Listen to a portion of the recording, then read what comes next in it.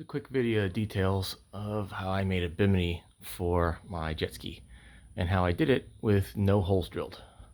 So it starts up front here with this PWC Boondocks mount. This particular mount is for the FX series only, but it raises up the cup holder mounts, still allows you to use them for speakers. So I still have my Bluetooth Yamaha speakers that I put in there, or I can use them for cup holders. But with those mounts, it gives me an extended portion here, meant for RAM mounts. But I just added this simple little aluminum bracket here for me to hook my bimini to. This is a really strong mount. I'm not worried about this going anywhere. I can still do my 2 speakers.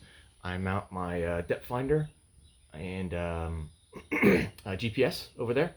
And then over on this side, I can still have another ball mount where I can mount a GoPro. But anyway, mainly this is for a nice strong mount for the front of my bimini. Then this one down here, this mount over here. This bimini was from a inflatable raft that I changed to make it work on a jet ski. The inflatable raft attachments come with these. These are meant to be glued to like a PVC vinyl type raft. They didn't exactly fit, so I took a heat gun, molded this so that it was the shape of the ski, so it fit it well. And then this is basically glued down with Marine 5200 sealant, which is a really good sealant. Just silicone isn't going to do it. The Marine grade 5200 sealant has so far held this just fine in my ski. Again, no holes. And this is a thumb release, so I can unscrew this and unclip this and take the whole thing off very quickly. And in the back here, how I mounted it was on my PWC rack, super rack. I have the short one, and on this one I got these clamps that have a hinge back here, so they hinge around, and then I screw it. There's a screw here to kind of tighten it in, and then this quick release. So all I gotta do is pull this pin and it pops right off. So I pull that pin, I do a thumb screw, and I unclamp this, and the entire thing comes off if I want. Or if while I'm riding I want to take it down, I only have half of it done, but I undo this, lay it back, I put these clips on there. You can leave it like that. I can, obviously wrap that up, or I can pull this pin. Again, I can do all this while on the ski.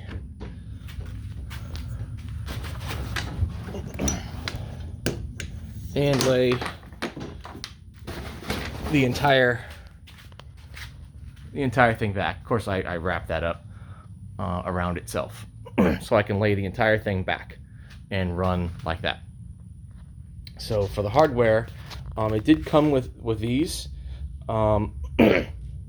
I think I added these. I bought these pieces. I had to add this. I had this entire back bar wasn't part of the thing I got. I actually had to get that. So I had to buy this piece. I had to buy these. I had to buy another one of these to attach the back bar. Obviously this piece. Oh, my unions that I used here to attach my bars to this, I didn't use what it came with. I didn't like it.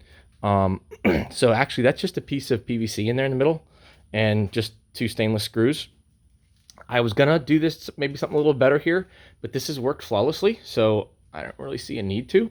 Also, I was considering doing something different, and I wasn't sure if these plastic in pieces here were gonna work, but again, I haven't seen a need to do anything with those, so I'm not going to. The only other thing I do is I put some heat shrink around this one, so when this piece is kind of banging around, it doesn't bang up my ski. This is plastic and this is heat shrink, so it covers up the screw that is helping hold that, and it helps kind of hold it in there. And now it doesn't scratch up anything on my ski. In the description, I'll list the links of the pipes that I put in. I had to make them longer. So I wanted to note on these side posts here, I had to make these longer. When it was made for a inflatable raft, the inflatable raft, the sides are actually taller than where you sit.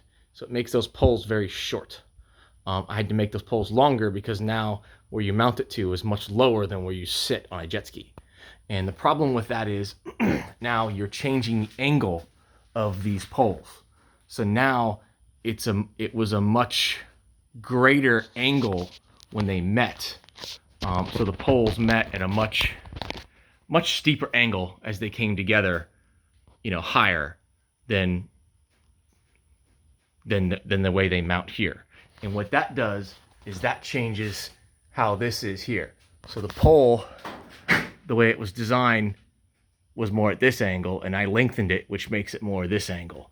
And that makes it hit the bottom here more than the whole edge. So it's not lined up exactly the way it was. So back here, it ripped a little, started to rip, so I just reinforced it with some strap. Again, this was kind of a proof of concept, and it was, let's see how long this lasts. So far, this has lasted. If this rips, I'll just get a new top made for the right angle, and then when this is supported correctly at the right angle, it'll be fine. This is just an issue because this was made for a inflatable raft, and I lengthened these poles, which changed the angle that this meets the top, and it wasn't sewn for that angle.